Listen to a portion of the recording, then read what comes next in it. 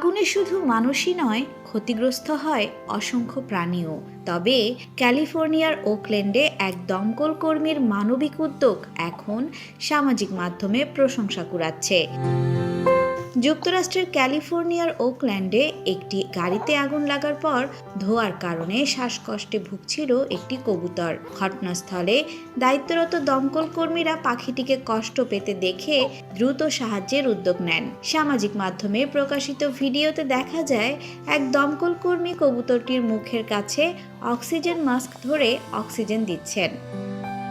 দমকল বিভাগের তথ্য অনুযায়ী কাছাকাছি একটি গাড়িতে আগুন লাগার ফলে ধোঁয়া শ্বাসের সঙ্গে প্রবেশ করায় কবুতরটি অসুস্থ হয়ে পড়েছিল। কিছুক্ষণ অক্সিজেন দেওয়ার পর কবুতরটি ধীরে ধীরে সুস্থ হয়ে ওঠে এবং পরে উড়ে যায়। ওকল্যান্ড ফায়ার ডিপার্টমেন্ট ঘটনাটির ভিডিও শেয়ার করে জানায়, জরুরি পরিস্থিতিতে প্রাণ বাঁচানোই তাদের দায়িত্ব, সেটি মানুষ হোক বা প্রাণী। ছোট্ট একটি প্রাণীর প্রতি এই মানবিক আচরণ ইতিমধ্যেই নেটিজেনদের মন জয় করেছে।